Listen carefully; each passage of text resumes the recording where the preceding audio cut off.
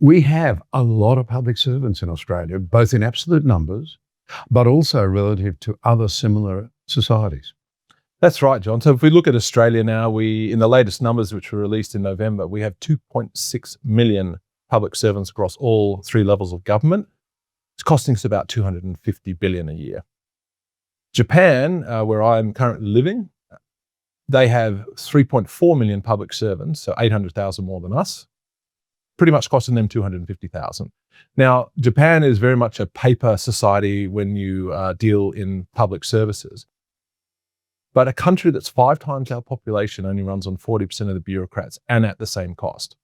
And I think that if we look at it, Australia now is ranked number 1 in terms of bureaucrats per head of population. I think we're a little bit over 17 people per 100 in the public service. Japan is ranked 15th and they're about 3.8 public service. This is number 1 in the world. Number 1 in the world. Australia by a sizable country mile. 1 in the world. Number 1. We have more than anybody else in the public service relative to our population. Correct. I wonder how many Australians know that. Well, hopefully this discussion will help draw that out. But I think it's just become, I think that we have had 3 decades of non-stop economic growth. I mean, let's face it, we pretty much weathered the global financial crisis without so much as a hiccup. We beneficiaries of the Chinese. There'd been a pretty good government behind it. This is true. This is true. We had no more than 6% unemployment at the time. But I think that's also engendered a sense of complacency in the later years that basically nothing can really tip us off our trajectory. But I think now we're being tipped off it now. Absolutely. Let's not make any mistake about this. Our living standards are in decline. The cost of living crisis is not being imagined. And it is true that our young people are not facing the same opportunities that you and I have. That's absolutely true. And I think if we were to look at the structure of the public service, if we take the New South Wales government as just an example, a departmental secretary or someone that runs, say, the police force or whatnot, will be on $650,000, $700,000 a year. Their deputy secretaries will be probably on $450,000 to $500,000.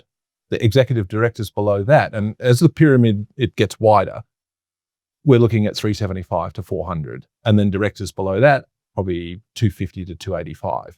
So you're effectively creating what I think is a disturbing structure insofar as I think what it does is it engenders a sense of poor behavior, because what the system then will do, because these people realize that to get those sorts of salaries in the private sector, you would have to give a lot in the way of returns on investment, whereas that's not, the same metrics don't apply in the government. But having said that, if you think that if you've got a $10 million hierarchical structure, the upper levels are far more interested in political reliability than they are necessarily in capability. And so in a sense, it's all about serving the internal rather than trying to help the external, which is again why I would hope that one day we start to see a reverse to more technocratic staff as opposed to bureaucratic staff who really understand their industry. So we have more public servants relative to our size than any other country in the world. They are vastly better paid than their counterparts in the rest of the world. There are more senior people on high-level pay packets, and the number has exploded faster than pretty well anywhere else, as I understand it. Correct. So it's a serious issue that we need to be talking about. So let's break that down. Federal government, since COVID, it's best to use the post-COVID numbers. The federal public service has expanded by 135,000 people to 385. That's a 54% increase in the number of bureaucrats at the federal level. At the state level... Since COVID, what are we defining as COVID? So the beginning of COVID? No, the end of COVID. The end of COVID. So once we've come out of COVID and we're trying to recover. Sort of 3 years or so. Correct. In that time span? Probably closer to 4, but we're 54%. 54% increase. What's the population increase been in over that time? I mean, we know it's been significant. It's about 1 million, from 26 to 27 million, but you've had a 54% increase. Correct. These are really serious numbers. People need to understand it. And at the state level, it's worse. Not in the actual percentages. So post-COVID, the state governments collectively have increased by 20%, with a wages bill that's gone up 31%. So we now have 1.993 million public servants across all states and territories.